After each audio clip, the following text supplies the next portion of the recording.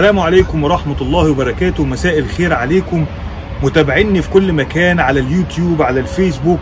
النهاردة فعلا الحمد لله احنا وصلنا لان احنا بقى عندنا معلومات كبيرة جدا من خلال الناس ابتدت تسأل والناس ابتدت تعرف ايه هو الكيتو دايت، ايه هو السكر، ايه هو النظام الصيام المتقطع. ناس كتيرة بعتت لي اسئلة وهحاول ان انا اجاوب عليهم النهاردة بشكل وافي علشان خاطر ان احنا نبقى فعلا قلنا كل حاجة. معلش للناس اللي فعلا بعتت لي قبل كده ومعرفتش ارد عليها، كم اسئلة كبيرة جدا يا جماعة، هحاول ان انا اختصرها النهاردة. الحلقة دي هتكون حلقة استثنائية ما فيهاش اي تقطيع، هتكلم فيها براحتي، هتكلم فيها زي ما انتوا شايفين كده، مش هقطع بين الفقرات. هتسمعوا صوت عصافير، هتسمعوا صوت ولاد في الشارع، هتسمعوا صوت كلاب بتهوهو. حاولوا ان انتوا تبقوا معايا ومركزين ويا رب يكون الصوت واضح ويكون الصوت قوي معاكم وسامعيني كويس جدا. النهارده يا جماعه الاسئله اللي جات لي من خلال الكيتو، هل الكيتو فعلا نظام هنقدر نستمر عليه فتره طويله جدا؟ هل الكيتو هيكون فعلا النظام اللي هو هيخسسني وهيظبطني ويطلع لي عضلات ويخسس لي دهون ولا هو ده نظام مؤقت وممكن ان احنا نشتغل عليه لفترة ونسيبنا منه ونخش في نظام تاني؟ طيب هل السكر، هل الكربوهيدرات مهمة؟ هل نقدر نستغنى عن الكربوهيدرات ولا الكربوهيدرات دي من الحاجات الاساسيات اللي فعلا ما نقدرش نستغنى عنها؟ هل النظام الصيام المتقطع ينفع لكل الناس؟ لو انا وزني 150 كيلو وعندي لا قدر الله سكر، عندي غدة، عندي هل اقدر ان انا استخدم الصيام المتقطع؟ هل الصيام المتقطع مع الكيتو هينفع؟ اسئلة كتيرة ومتنوعة، ولكن هنحاول نحصرها ونبين كده بمعلومات عامة عن الموضوع ده، ونحاول ان احنا نرتب افكارنا مع بعض. خليكم معايا بعد الفاصل علشان نتكلم في الموضوعات دي، وحاولوا يا جماعة تنشروا الفيديو ده لكل اصحابكم النهاردة علشان يوصل لعدد كبير، وعلشان ان احنا نقدر ان احنا نبقى عندنا فعلا معلومات قيمة عن الموضوع ده. ما تنسوش تتابعوني وتدوسوا على زرار اللايك، وفي نفس الوقت تحاولوا تشتركوا معايا في القناة عشان يجيلكوا الاخبار اول باول. السلام عليكم.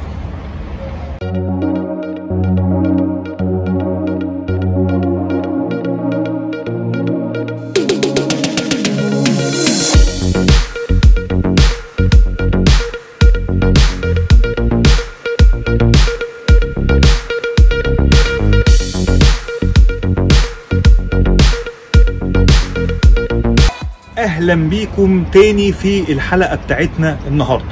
طيب زي ما اتكلمنا في الاول، هل نظام الكيتو نظام فعال؟ هل السكر ينفع ان انا استغنى عنه تماما في حياتي؟ هل نظام الصيام المتقطع ينفع لكل الناس؟ وايه الاكل والشرب؟ وامتى اكل وامتى اشرب في نظام الصيام المتقطع؟ خلينا يا جماعة نحاول نربط كل الكلام اللي احنا قلناه ده مع بعض. خلينا نحاول نشوف هل السكر او الكيتو دايت، ليه احنا قلنا الكيتو دايت وليه قلنا ان السكر هو ممكن نستغنى عنه، او ليه هنحط كمان نظام الصيام المتقطع؟ هل في كلهم ارتباط بينهم؟ اي نعم في ارتباط بينهم، تمام. كل الحاجات دي في ارتباط، وفعلا العلماء والناس الباحثين في الموضوع ده اكتشفوا ان كل الحاجات دي جت مع الوقت، وابتدت الناس فعلا تاخد بالها ان ده ممكن ينفع ده مع ده، وده ممكن نستغنى عنه لفتره طويله. طيب خلينا نبتدي كده ونعرف ايه هو الغذاء بتاع العقل وغذاء الجسم في الاول علشان الناس كلها تبقى فاهمه الموضوع ده. يا جماعه الغذاء الاساسي للعقل والجسم علشان يقدر ان هو يعمل كل الانشطه، سواء رياضيه او سواء اذا كانت مكتبية او سواء اذا كان اي حاجة في الدنيا، هو السكر. السكر هو اساس كل حاجة. يعني يا محمد، يعني انا ما ينفعش ان انا استغنى عن السكر؟ لا انا ما قلتش كده، بس خلينا نقول ان العربية زي ما احنا بتحتاج ان هي تمشي بزيت وبنزين وكل الحاجات اللي فيها، برضو السكر ده هنعتبره أداة من الأدوات، ولكن هل نقدر نستغنى عنه في حالة جسم البني آدم؟ نقدر نستغنى عنه بس بالشكل اللي أنا هوضحه. طيب السكر بينقسم إلى نوعين، أحادي السكريات والسكر اللي هو المركب يا جماعة، السكر المركب. طيب السكر الأحادي ده هو السكر اللي بيفرز الأنسولين أو بيخلي الأنسولين يطلع في الجسم. أما السكر اللي هو المركب اللي هو موجود في بعض النشويات زي مثلا الموز، زي بعض الفواكه، زي مثلا البطاطا، الحاجات اللي هي النشويات أو السكر المعقد. وده في فرق كبير منهم جدا، في فرق كبير بينهم جدا. الفرق الكبير ان السكر الاحادي اللي هو الجلوكوز اللي هو سكر اللي بنحطه على الشاي والقهوه ده ونقعد نقلبه ونحط 6 و7 معالق ونقلبهم، ده السكر ده بينزل من هنا يا جماعه يطلع انسولين من الناحيه الثانيه. يعني السكر علشان ان هو يتحرق في الجسم لازم يطلع طاقه كبيره او انزيم او هرمون اللي هو الانسولين، ويحاول ان هو يكسر السكر ده عشان يعادله وينزله في البول لما الواحد يخش الحمام. فلو الانسولين ده مش موجود السكر ده هيكتر في الجسم وهيبتدي يصب في الجسم، ويبتدي الجسم يحوله لدهون او لطاقه في الكبد تستخدم بعد كده في الانشطه. طيب لو احنا ما استخدمناش السكر ده، لو ما استخدمناهوش في الانشطه هيحصل ايه؟ الكبد ساعتها هياخد السكر ده يا جماعه ويحوله لدهون جوه الجسم، يحوله لدهون علشان الجسم ما يخافش ان هو يحصل له حاله موت. لان الجسم بيفهم لو انت ما قدرتش ان انت تعمل نشاط معين من خلال السكر اللي موجود ده، فهو بيحاول يحافظ على الطاقه بتاعتك علشان تستخدمها بعد كده في اي شكل من الاشكال. طيب الناحيه الثانيه الكيتو. الكيتو هو عباره عن الاستغناء عن السكر ده، وفي نفس الوقت ان احنا نحاول نطلع ماده اسمها كيتونز اللي جايه من الدهون الكويسه عشان تشتغل بدل السكر. طيب احنا لسه ما اتكلمناش عن السكر المعقد. هل السكر المعقد ده هو نفس فعاليه السكر الاحادي السكريات؟ اكيد طبعا لا، لان السكر المعقد ده عبال ما الجسم يهضمه والانسولين يطلع ويهضمه بياخد وقت، يقعد ياخد وقت في الجسم، فبالتالي الانسولين هنا مش بيرهق الجسم او مش بيتفرز بقدر ما السكر احادي الجلوكوز او احادي السكريات بتطلع مره واحده، في الانسولين بيطلع مره واحده فلازم ان هم يكسروا. ولكن السكريات المعقده بتتفرز حته حته حته حته، وبالتالي الانسولين بيطلع حته حته حته لغايه اما الاثنين يتقابلوا ويقعدوا يكسروا في بعض واحده واحده، ويبتدي الجسم ان هو يستفيد من الايه؟ من السكريات دي. طيب ايه اللي انا اقدر ان انا استخدمه؟ هل استخدم الاحادي السكريات ولا استخدم السكريات المعقده؟ انا بقول لك اهو، ونصيحتي ان انت دايما تستخدم السكريات المعقده في جسمك، وبالذات الناس اللي هي عندها السكر او الناس اللي هي فعلا الانسولين عندها مش بالقدر الكافي. طيب من الناحيه الثانيه بقى زي ما اتكلمنا على الكيتونز وقلنا ان هو بنستخدم الدهون لانها ان هي تطلع وتبقى هي الماده الاساسيه في النشاط بدل السكر. اللي بيحصل يا جماعه ان الكبد لما زي ما قلنا في الاول لما بياخد السكر ويخزنه جواه، بيحصل ان السكر ده بيفضل موجود، ولو لو ما طلعش بعد كده في الانشطه بيحصل ايه؟ بيتحول لدهون في الجسم، يتحول لدهون في الجسم، وفي نفس الوقت يبتدي يعمل انسولين ريزيستنس جوه الجسم بتاعك او مقاومه الانسولين، ويبتدي فعلا مريض يبتدي او الجسم يبتدي ان هو مع الوقت يبتدي يرفع في السكر جوه الجسم. طيب هل ان احنا نقدر نستخدم حاجه بدل السكر ده عشان ما يحصلناش الموضوع ده؟ بالتاكيد. احنا قلنا ان السكر هنحاول ان احنا نشيله من الجسم ونبتدي نستخدم الكيتونز. يبقى احنا لو نزلنا في الكيتو دايت السكر بتاعنا نزل ل 25 جرام او 5% من مجموع السعرات الحراريه، هيبتدي الجسم يفهم ايه ده، الله انت بتعمل فيا حاجه غريبه، الله انا السكر ما بقاش هو الطاقه، انا مش حاسس ان في طاقه، الله اعمل ايه اروح لفين؟ هل اروح للدهون اكسرها ولا اروح للبروتين اكسره؟ الحاله دي الجسم بيبتدي يفهم ان في حتتين بدل 3 حتت، البروتين والسكر والدهون، يبتدي يشيل السكر ويبتدي يبقى عندنا الدهون والبروتين بس. هنا الجسم بيبتدي يبص في الحالتين، اروح للدهون ولا اروح للبروتين؟ في الافضل ان هو او بالنسبه له بيروح للدهون على طول، لان دي هي الماده الثانيه او الحاجه الثانيه اللي بيروح لها عشان يكسر الحاجه دي ويطلعها كطاقه في الجسم. فيبتدي الجسم بدل ما هو ياخد السكر ده ويحوله لطاقه، يبتدي تاخد الدهون ويحرقها ويحولها لطاقه اللي هي بتطلع اللي اسمها كيتونز، الكيتونز. طيب واحد يجي يقول لي طب انا في ناس بيجي لها حاجه اسمها اسيتون في البول، يعني انا حللت بعد ما انا كنت بعمل كيتو دايت ولقيت ان انا عندي اسيتون في البول. هنا يا جماعه انا بقول ان الكيتو دايت ليه نسب معينه، الاسيتون لازم هيطلع بس بنسبه معينه، يعني مش لازم ان هو يطلع بالفرط الكبير اللي احنا متخيلينه الا مع الناس اللي هي مرضى السكر. وعشان كده احنا بننصح ان مش كل واحد يقدر يستخدم الكيتو دايت الا لو هو فعلا مش مريض وما عندوش اي حاجه غده درقيه ولا اي حاجه في الانسولين ولا الكلام ده كله. تقدر هنا تستخدم الكيتو دايت، ولكن لازم تحسب الدهون وتحسب البروتين وتحسب السكر، كل الحاجه ده في نطاق الكالوريز او السعرات الحراريه بتاعتك. يعني مش اي حد برضو ان هو يحسب الكلام ده، لان انت بتحسبه كل ما بتقل وزن، كل ما بتعمل حاجه اسمها كالوري ديفيسيت وبتنزل من السعرات الحراريه. زي مثلا ان احنا 2000 كالوري لو نقصت شويه في جسمك بقيت مثلا بدل 90 بقيت 85، بتنزل من 2000 كالوري ده ل 1800 كالوري وهكذا وهكذا. ولكن دي لازم تتحسب في نطاق ان انت بتاخد المعادن الكافيه، بتاخد الدهون والبروتين بتاعتك بالقدر الكافي لجسمك اللي هو يساعدك عشان ما تخشش في مرحله الكيتو فلو اللي احنا اتكلمنا عليها في الفيديو ده. يا جماعه ركزوا وبصوا على الفيديو ده تاني وراجعوه. الكيتو فلو دي هي الحاجه اللي بتحصل لما بتخش في الكيتو دايت بسرعه. طيب الناحيه الثانيه، هل السكر هيبتدي ان هو يخش معايا في حسبان؟ لا، احنا السكر خلاص هننساه، احنا هنبتدي نشتغل على الكيتونز يا جماعه. الكيتونز دي هي هتبقى الحركه بتاعتنا والطاقه بتاعتنا في ان احنا جسمنا يفضل قوي وجسمنا فعلا ان هو يستمر في الحركه على طول. طيب السؤال الثاني، هل الكيتو دايت ده هل هو فعلا نظام ان انا اقدر استخدمه على طول في حياتي كلها؟ انا بقول لكم يا جماعه اهو، مفيش حاجه اسمها ان انا اقدر استخدم حاجه على طول ولا ما استخدم حاجه فتره قليله. انت جسمك اللي بتحدد انت عايز ايه هي الاوبجكتيف بتاعتك، ايه هي الجولز بتاعتك، او ايه هو الحاجه اللي انت عايزها في حياتك.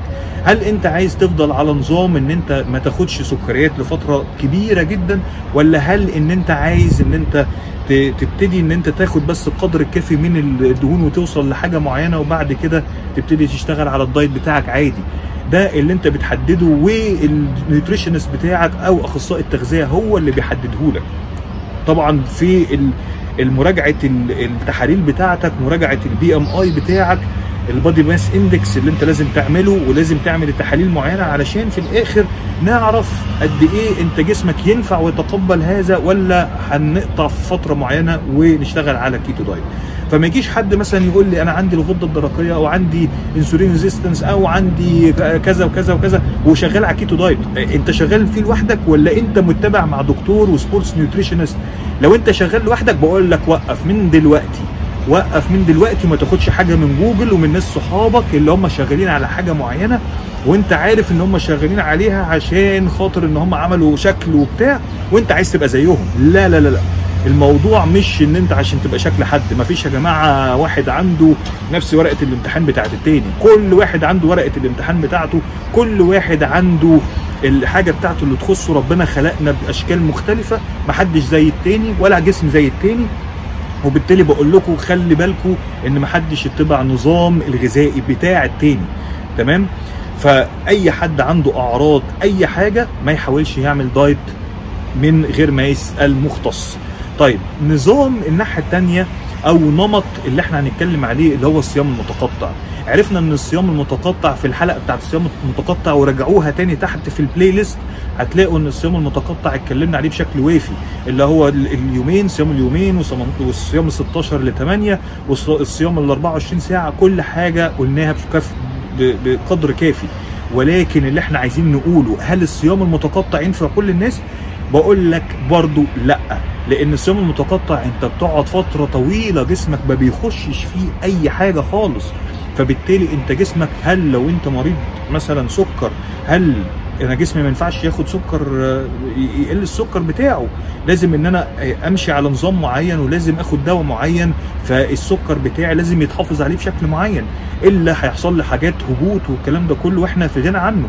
فبالتالي لو انا مريض سكر او مريض اي حاجه من الغدد، ما ينفعش ان انا امشي على الصيام المتقطع لفتره طويله او حتى لفتره قصيره الا ما تتبع الدكتور بتاعك. طب هل الصيام المتقطع ينفع فيه كل الاكلات؟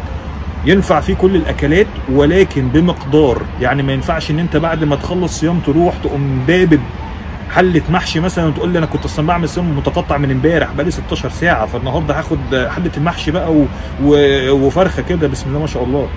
لا طبعا، لان هنا انت بتخلي جسمك مره واحده يخش فيه طاقه كبيره، الانسولين بيطلع بشكل كبير جدا، فبيحاول ان هو يحرقها مع الوقت، وممكن يفضل يقعد يخزن الكلام ده، يخزنه، وبالتالي مش هتحس ان انت خسيت حاجه او عملت اي حاجه.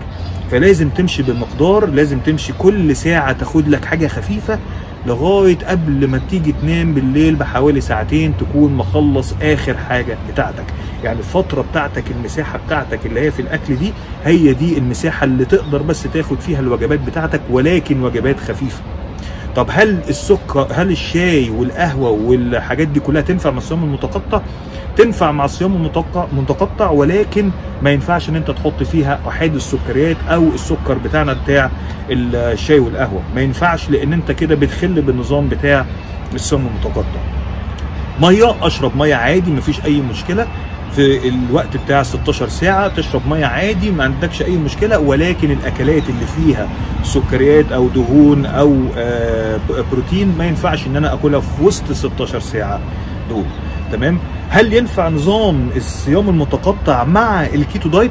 ينفع، وده يمكن احسن نظام ممكن تعمله مع بعض، لان انت بتخلي الجسم يتعصر كامله ان هو ينزل السكر اللي موجود في الكبد ده ويطرده تماما، حتى لو في شويه شوائب صغيره يطردها كده ويطلعها، ويبتدي يشتغل على الكيتونز، الحاجه النظيفه اللي هي فعلا الجسم بيحتاجها، والعقل بيبقى بيحاول ان هو في السكر ان هو يستخدم الطاقه الصغيره دي، ولكن في الكيتونز بيبتدي العقل يقعد يفكر في وقت طويل، ويبتدي ان جسمك يشتغل احسن وكفاءته تتحسن، وكل الكلام ده بيشتغل حلو جدا مع الكيتو دايت. بس يا جماعه اللي عايز اقول لكم ان الكيتو دايت ما ينفعش ان انا اروح اخد الهمبرجر واخد اللحمه اللي هي الضاني والدهون اللي هي طالعه من الحاجات اللي هي المواد الحيوانيه اللي احنا بنشوفها دي بمقدار كبير، لان زي ما قلنا الكيتو دايت هو دهون لكن الدهون الكويسه اللي ممكن تستمدها من السلمون، تستمدها من زيت الزيتون، زيت الافوكادو، من الافوكادو نفسه، من اللوز، من الدجاج او الفراخ او السلمون، كل الحاجات دي يا جماعه هي الدهون الكويسه اللي انا بنصح ان انت تشتغل عليها، وما انصحش ان انت تاكل اللحوم الحمراء كتير دي، لان اللحوم دي يا جماعه فيها اكتر من الدهون اللي انت محتاجها في الجسم، اللي هي الدهون المشبعه اللي احنا بنحاول دايما نخليها دايما من وسط 6 ل 10% من مجموع السعرات الحراريه بتاعتك. الدهون المشبعه دي يا جماعه دهون قاتله، حتى لو انت بتعمل كيتو دايت اوعى تفتكر ان الساتيوريتد فاتس او الدهون المشبعه دي هتروح من جسمك، بتقعد في الجسم وبتخش جوه الشرايين وتقعد تزيد كده لغايه اما تعمل كتل جوه، والدم يتحبس وما يعرفش يوصل للقلب، والقلب يبتدي يقف والاجهزه تقف. هو ده اللي بيحصل جوه الشرايين بتاعتك، وانت بتقعد تقول كيتو مش كيتو. الكيتو يا جماعه هو الدهون الكويسه، احنا محتاجين نشتغل على الدهون الكويسه مش الدهون الوحشه. الدهون الوحشه الدهون المشبعه، الدهون المهدرجه اللي هي بتبقى زياده عن الساتيوريتد فاتس، ويحطوا عليها دهون اكتر عشان تقعد فتره طويله في الاكل او يتقلي بيها اكتر، لان طبعا المطعم مش هيعمل لك الوجبه بتاعتك ليك انت لوحدك، هيعملها لغيرك وقاعد من الصبح لغايه بالليل لازم يستخدم زيت معين عشان التكلفه بتاعته، فمش يروح يحط لك الزيوت اللي احنا بنحطها في البيت، هيحط لك زيوت مهدرجه علشان انت تستمتع بالاكل وتحس ان هي وجبه دسمه وعجبتك وتجيله تاني وتالت ورابع. وهو ده المشكله يا جماعه، ان هو عايزك تجيله وخدك زي ما تقول كده الناس اللي هي المدمنه، خدك للاكل بتاعه، هيفضل ياخدك. لو انت ما وقفتش النهارده وتقول ستوب لنفسي، انا لازم احسن من صحتي، لازم ابص على نفسي، انا النهارده سني كذا وعايز اعيش لاولادي وعايز اكبر معاهم وعايز ابقى بصحتي كويسه وعايز اقف على رجلي وما يحصليش اي اعراض ما اكبر وابقى فوق ال40 وابتدي انهج وابتدي ركبي توجعني وابتدي قلبي يوجعني واروح للدكتور. الوقايه خير من العلاج يا جماعه، الوقايه خير من العلاج. واحنا النهارده في حاله الوقايه. بتيجي النهارده تتفرج عليا، مش عايزك تروح لدكتور وتتفرج عليه وتقول له ازاي اعالج ركبي، ازاي اعالج قلبي، ازاي اعالج معدتي. حاول النهارده وانت تتفرج على الفيديو ده اتفرج عليه واتفرج على غيري واعرف ايه الوقايه. انا مش بقول لك اتفرج عليها لوحدي، في ناس كتير متخصصه وفي ناس كتيره بتقول كلام. اتفرج واعرف اكتر، اعرف معلومات واسال واستشير الناس اللي هي بتفهم في المجال ده. وما تعملش حاجه لوحدك ابدا، وحاول دايما ان انت تشتغل على حاجه كويسه احسن من انت تروح وبعد كده تعالج نفسك وتفضل طول عمرك تحت العلاج. اتمنى يا جماعه تكون الحلقه دي كانت يعني مهمه بالنسبه لكم، ان هي فعلا عملت حاجات كتير وغيرت افكار كتير. الحلقه دي كان زي ما انا قلت كانت المفروض تبقى اول حلقه، ولكن انا دعوت الناس ان هي تفكر وان هي تطلع اللي عندها وتطلع الاسئله اللي انا حاولت ان انا اجاوب عليها النهارده باستفاضه او بشكل وافي على قد الحلقه.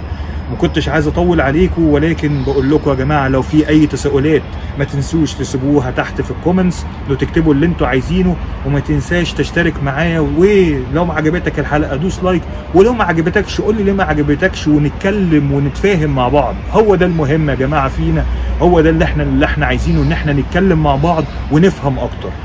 اشكركم يا جماعه، وان شاء الله الى اللقاء احسن واحسن في الحاجات اللي جايه، ونتكلم احسن مع بعض في الفترات اللي جايه في كل حاجه انتوا عايزينها. وهتشوفوا فيديوهات كتير، وان شاء الله اشوفكم صحه وسلام، والسلام عليكم ورحمه الله وبركاته.